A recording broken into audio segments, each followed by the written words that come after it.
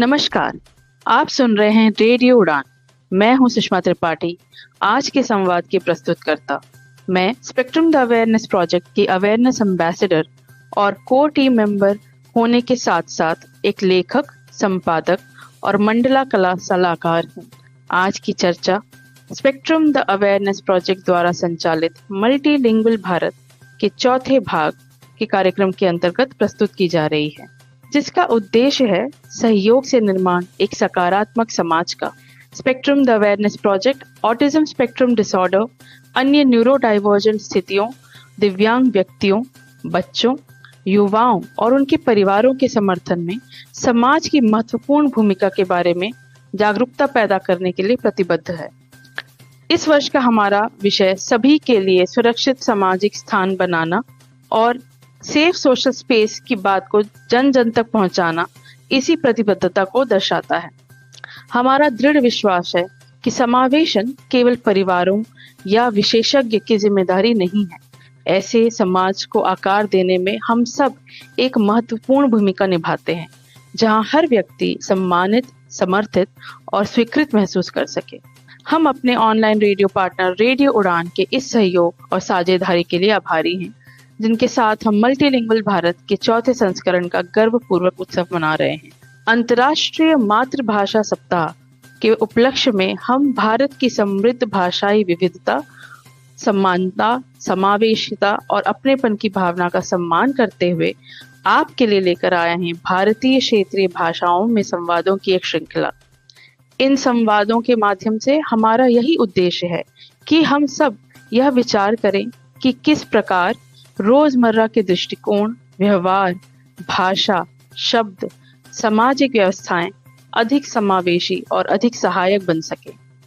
आज की चर्चा को आगे बढ़ाते हुए हमारे साथ आज जुड़ चुके हैं हमारे आज के अतिथि सीएमए रविंद्र कुमार दुबे जी, जो इंदौर से हैं और आज के विषय में अपने दृष्टिकोण, अपने अनुभव साझा करें। मैं रविंद्र दुबे जी का स्वागत करती हूं, जो कि एक कॉस्ट एंड मैनेजमेंट अकाउंटेंट हैं। वर्तमान में वे एक drone photography company Pixel to Media Private Limited में डायरेक्टर के पद पर कार्यरत हैं। नेशनल टेक्सटाइल कॉर्पोरेशन में 38 वर्ष सेवा करने के बाद वह वित्त एवं लेखा प्रबंधक के पद से वे सेवानिवृत्त हुए। 1995 से Indore society for mentally challenge के आजीवन सदस्य होने के साथ साथ वर्तमान में वे उसके प्रबंध कार्यकारिणी के सक्रिय सदस्य भी हैं। समाज से जुड़े इनके योगदान को देखते हुए जुलाई 2025 में इन्हें स्पेशल नीड एजुकेशन होम संस्था द्वारा एक्सीलेंट सोशल वर्कर के स्नेहबिलिटी राष्ट्रीय पुरस्कार से भी सम्मानित किया गया है। वे एक विशिष्ट बालिका प्रख्या के पिता हैं। विशिष्ट बच्चों के शिक्षण प्रशिक्षण हेतु इंदौर में कई निजी संस्था हैं, परंतु वे निर्धन अभिभावकों की पहुंच से बाहर हैं। इन बच्चों का शिक्षण प्रशिक्षण सुगम हो, सुलभ हो, इसी हेतु इन्होंने सन 2000 में सरस्वती शिशु मंदिर, साईनाथ कॉलोनी, इंदौर परिसर में सरस्वती संस्कार मंदिर की स्थापना भी की।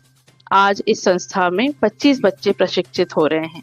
इसके अलावा इन्होंने 62 माता पिता अभिभावकों के साथ मिलकर एक दुनिया ऐसी भी पुस्तक के जरिए उन्होंने न्यूरो डाइवर्जेंट बच्चे, उनके जीवन, उनके माता पिता के जीवन के बारे में अनुभव साझा किए। नमस्कार सर, आपका स्वागत है। नमस्कार सुषमा जी, और सभी श्रोताओं को भी मेरा नमस्कार। सर, मैं सबसे पहले आपसे ये जानना चाहूंगी कि आपके हिसाब से एक सुरक्षित सामाजिक परिवेश क्या होता है? सुषमा जी, मैं एक न्यूरो डाइवर्जेंट बच्ची का अभिभावक हूं और इसलिए इस संदर्भ में मैं ज्यादा बात करूंगा। सुरक्षित सामाजिक परिवेश शब्द इसलिए आया ताकि समाज को ये याद दिलाया जा सके कि सुरक्षा केवल पुलिस का काम नहीं है, बल्कि यह एक संस्कृति है जिसे समाज को मिलकर बनाना है। जो लोग मुख्य धारा से अलग हैं, जैसे दिव्यांग या न्यूरो डाइवर्जेंट लोग, उनके लिए सामान्य परिसर अक्सर असुरक्षित और असहज होता है। उन्हें सुरक्षित महसूस कराने के लिए एक संवेदनशील माहौल की आवश्यकता होती है। न्यूरो डाइवर्जेंट व्यक्तियों के लिए सुरक्षित सामाजिक परिवेश एक ऐसी जगह है जहां कोई जजमेंट न हो और व्यक्ति को अपनी स्वाभाविक प्रवृत्तियों को छिपाने की जरूरत न पड़े, जहां समाज में फिट होने के लिए अपने व्यवहार को जबरदस्ती सामान्य दिखाने का प्रयास न करना पड़े। जहाँ व्यंग या छिपे सामाजिक संकेतों के बजाय स्पष्ट शब्दों का प्रयोग हो, जहाँ व्यक्ति सहज और स्वतंत्र रूप से अपने आप को अभिव्यक्त कर सके, जहाँ खुलकर वो अपनी बात कह सके, साझा कर सके। सुरक्षित सामाजिक परिवेश वह है सुषमा जी, जहाँ व्यक्ति को खतरा, भय, भेदभाव या आलोचना का सामना न करना पड़े, जहाँ लोग एक दूसरे की सीमाओं और भावनात्मक दबाव को समझे, मदद करे, न कि मजाक उड़ाए। सुरक्षित सामाजिक परिवेश मानसिक स्वास्थ्य के लिए अनिवार्य है, क्योंकि ये अकेलेपन को कम करता है और व्यक्ति को यह एहसास कराता है कि वह गलत नहीं, बस अलग है। बहुत खूब कहा सर आपने कि एक तरीके से आपने एक रूपरेखा सी बना दी कि कैसे हम एक सुरक्षित सामाजिक परिवेश का निर्माण कर सकते हैं, हम उसे कैसे एक सेफ स्पेस सबके लिए बना सकते हैं। पर सर मैं एक चीज यहाँ जानना चाहूंगी कि जब हम एक सुरक्षित सामाजिक परिवेश यानी कि सेफ सोशल स्पेस की बात करते हैं, तो इसकी शुरुआत कहाँ से होती है? क्या इसकी शुरुआत घर से होती है, स्कूल से होती है, या इसकी शुरुआत समाज से होती है? और ये जो परिवेश है, ये जो सेफ सोशल स्पेस है, ये कैसे ह्यूमन लेवल पे, मानवीय लेवल पे एक दूसरे को कैसे प्रभावित करता है? सुषमा जी, आपने बहुत ही महत्वपूर्ण प्रश्न किया है। सच तो यह है कि एक सुरक्षित सामाजिक परिवेश की शुरुआत घर से होती है, लेकिन इसकी पूर्णता स्कूल और समुदाय की भागीदारी के बिना संभव नहीं है। घर वह पहली जगह है जहां एक न्यूरो डाइवर्जेंट बच्चे को अपनी पहचान का एहसास होता है। यदि माता पिता अपने बच्चे के अलग होने को स्वीकार करते हैं, उसे ठीक करने के बजाय उसे समझने पर ध्यान देते हैं, तो बच्चे का आत्मविश्वास बढ़ता है। घर में जब बच्चे को अपनी स्वाभाविक आदतों के लिए टोका नहीं जाता, तो उसे पहला सेफ स्पेस मिलता है और समाज के प्रति बच्चे का नजरिया यहीं से बनता है। बच्चा घर के बाहर कदम रखते ही सबसे पहले स्कूल जाता है। यहाँ से ही समाज की असली भूमिका शुरू होती है। यदि स्कूल में शिक्षक और सहपाठी न्यूरो डाइवर्जेंट बच्चों के प्रति संवेदनशील है, तो वो बच्चा खुद को समाज का हिस्सा समझने लगता है। स्कूल वह जगह है जहाँ अलग होने के कारण बच्चों का मजाक उड़ाया जा सकता है। स्कूल की जिम्मेदारी है कि वो एक ऐसा माहौल बनाए जहाँ डाइवर्सिटी को कमजोरी नहीं बल्कि खूबी समझा जाए। सुषमा जी, अंततः व्यक्ति को समाज और समुदाय में ही रहना है और वहीं काम करना है। समुदाय वह जगह है जहाँ पार्क, मॉल और कार्यस्थल आते हैं। जब पड़ोसी, सहकर्मी और अजनबी लोग न्यूरो डाइवर्जेंट व्यवहार को जज किए बिना स्वीकार करते हैं, तब जाकर एक सुरक्षित परिवेश का चक्र पूरा होता है। घर, स्कूल और समुदाय एक इकोसिस्टम की तरह काम करता है।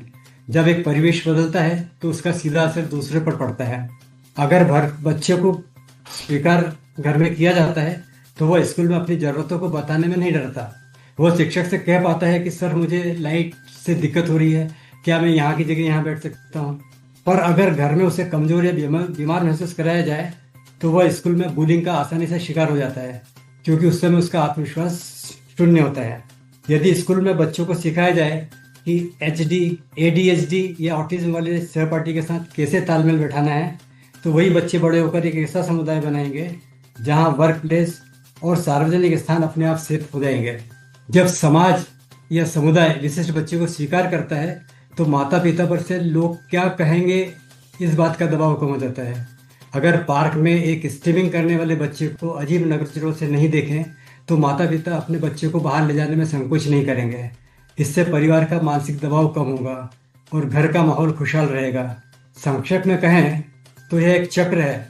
अगर घर बीज है, तो स्कूल वह मिट्टी है जिसमें वो पनपता है, और समुदाय वह वातावरण है जो उसे फलने फूलने देता है। अगर इनमें से एक भी जगह टॉक्सिस होगी, जहरीली होगी, तो व्यक्ति का विकास रुक जाएगा। सुषमा जी, बहुत सही कहा सर आपने कि एक कैसे एक बीज को एक मिट्टी ही सपोर्ट कर सकती है और उस मिट्टी को एक सही वातावरण सपोर्ट कर सकता है। आपने बहुत सही बात कही सर। कि मैं आपसे जानना चाहूंगी कि एक अभिभावक के रूप में अपने अनुभवों के हिसाब से अगर आप सोचें, तो आपको सबसे पहली बार ये कब एहसास हुआ कि सामाजिक सुरक्षा शिक्षा या चिकित्सा जितनी ही महत्वपूर्ण है? सुषमा जी, यह एहसास अक्सर तब तक नहीं होता जब तक सब कुछ ठीक ठाक चल रहा होता है, बल्कि यह तब होता है जब जीवन में कोई अनिश्चितता पैदा होती है। हम जुड़वा बच्चों के अभिभावक हैं। एक बच्चा सामान्य है और एक बच्ची न्यूरो डाइवर्जेंट है। जैसे जैसे दोनों बड़े होते गए, उनके विकास और व्यवहार में अंतर दिखने लगा। प्रख्या सामान्य से अलग तरह का व्यवहार करती थी। उसे कहीं भी साथ ले जाते तो आसपास के लोग उसे अजीब नजरों से देखते हैं।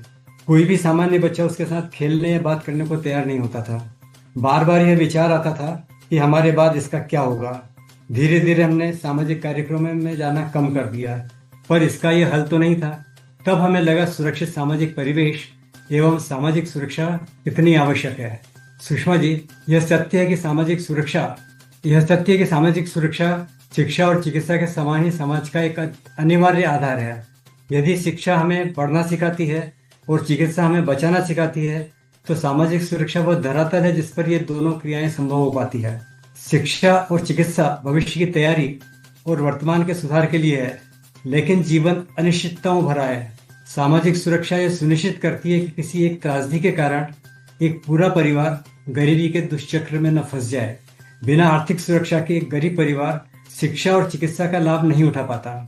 यदि किसी व्यक्ति के पास आय का स्थिर स्रोत या सरकारी सहायता नहीं है, तो वह अक्सर बच्चों को स्कूल से निकाल कर काम पर लगा देते हैं।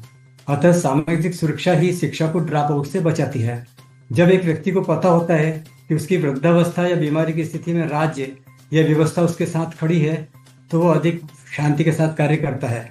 यह शांति उसकी कार्यक्षमता को बढ़ाती है और अंततः देश की अर्थव्यवस्था को लाभ होता है। सुषमा जी, चिकित्सा शरीर को ठीक करती है, लेकिन सामाजिक सुरक्षा व्यक्ति के आत्मसम्मान को बचाती है।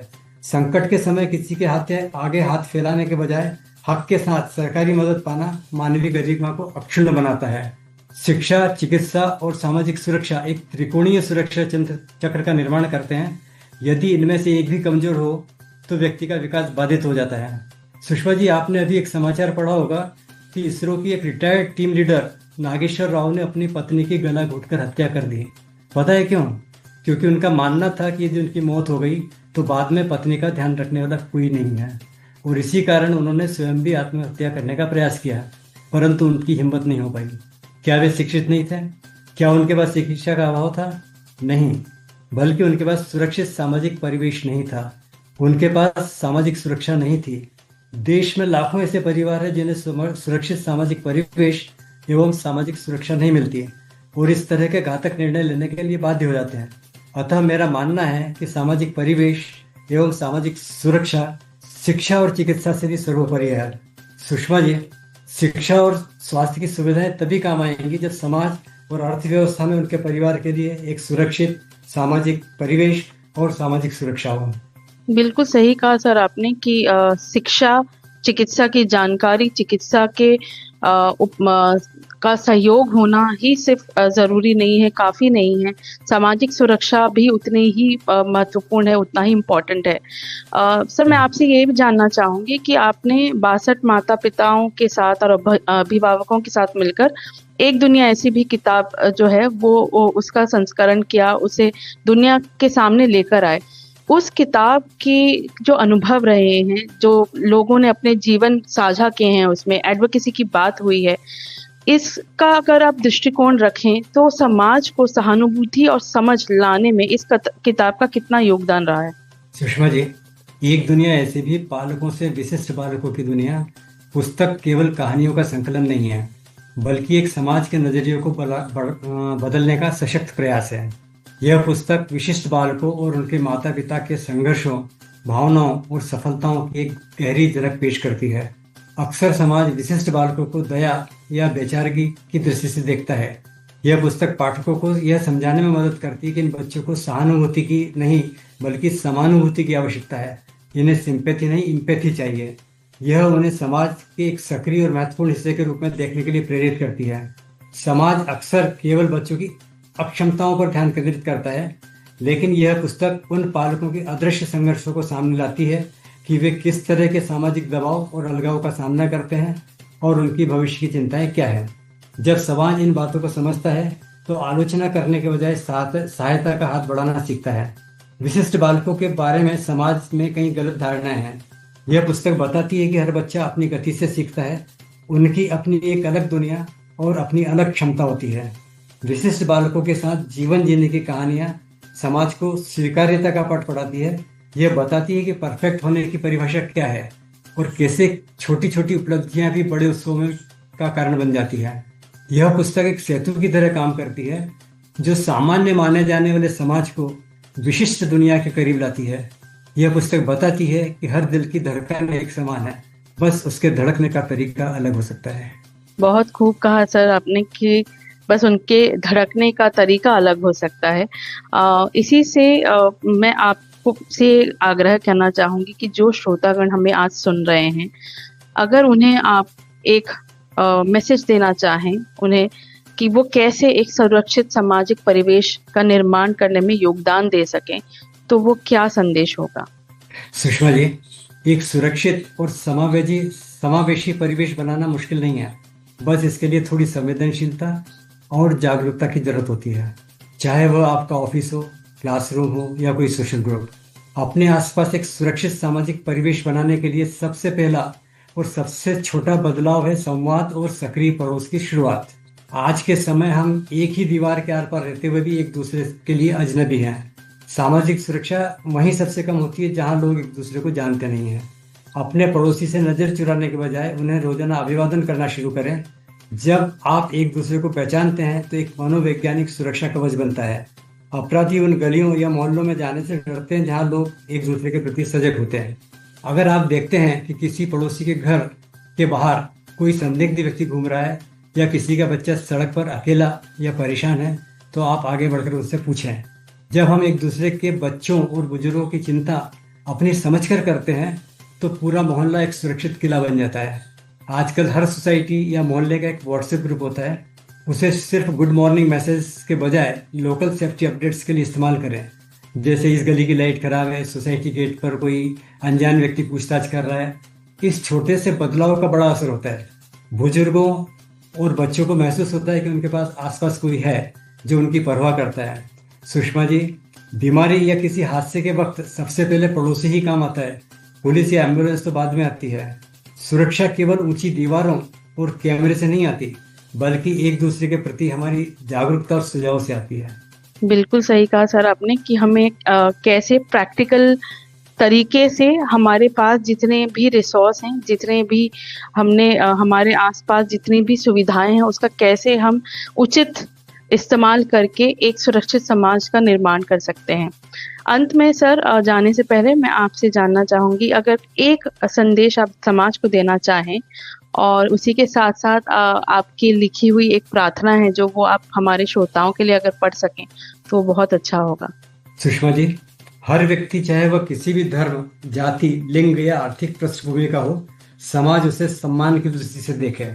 जब हम एक दूसरे की गरिमा का सम्मान करते हैं तो हिंसा और भेदभाव के अवसर अपने आप कम हो जाते हैं।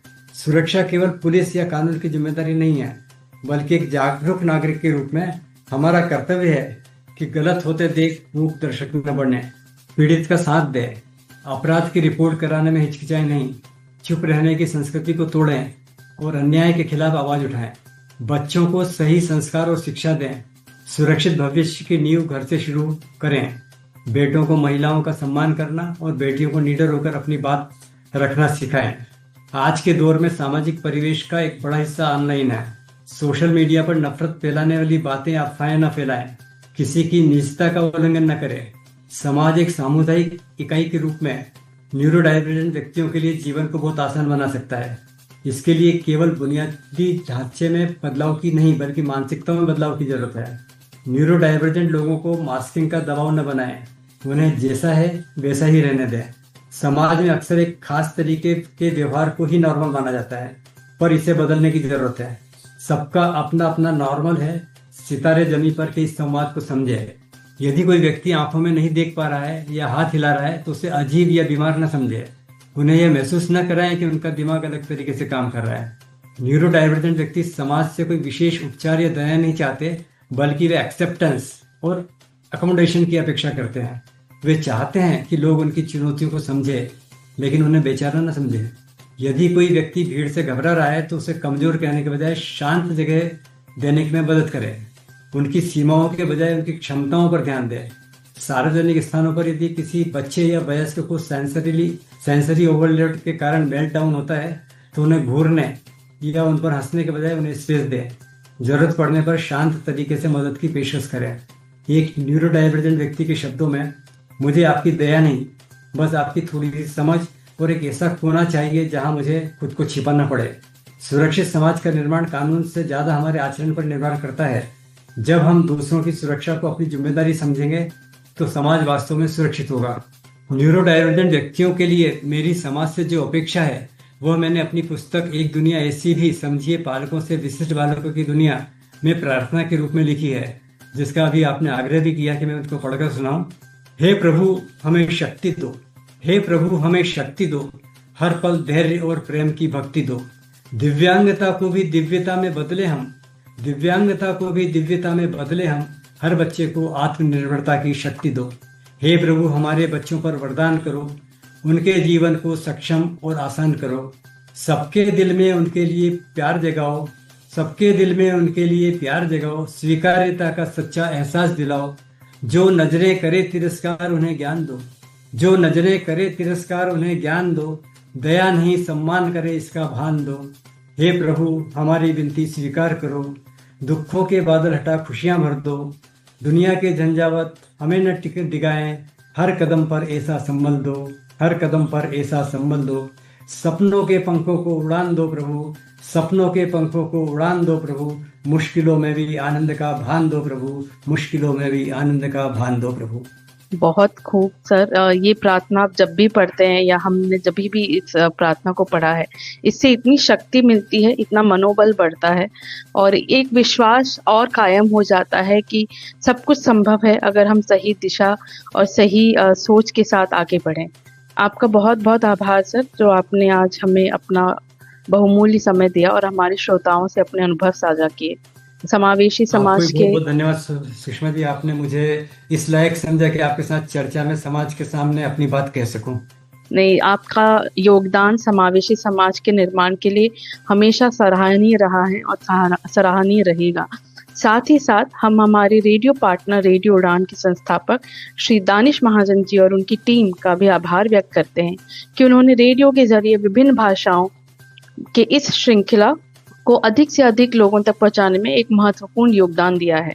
हमारे श्रोतागण जो आज हमसे जुड़े हैं, मैं उनसे एक अनुरोध करना चाहूंगी कि हमारी इस बात पर जरूर गौर करें, थोड़ा सोचें कि यह स्वीकार करना कि प्रत्येक व्यक्ति भिन्न है, यह समझना कि भिन्नता समाज का एक स्वाभाविक हिस्सा है, अपनी भाषा, व्यवहार या कार्यों में सम्मान, समावेशिता को अपनाना, समावेशी स्थानों का समर्थन करना और उनका निर्माण करना, ऐसे समुदाय का निर्माण जिसमें हर व्यक्ति सुरक्षित, सम्मानजनक और स्वीकार्य महसूस करे, यह हमारी नैतिक जिम्मेदारी का हिस्सा बने। हम आपसे एक और आग्रह करना चाहेंगे कि आप हमसे जुड़कर समावेशी होने की प्रतिज्ञा लें, जो कि इस प्रकार है। मैं सुषमा त्रिपाठी समावेशी होने और विशिष्टता को स्वीकार करने की प्रतिज्ञा करती हूँ। हमें सुनने के लिए धन्यवाद। अधिक से अधिक जानकारी के लिए रेडियो उड़ान और स्पेक्ट्रम द अवेयरनेस प्रोजेक्ट से जुड़े रहें। धन्यवाद।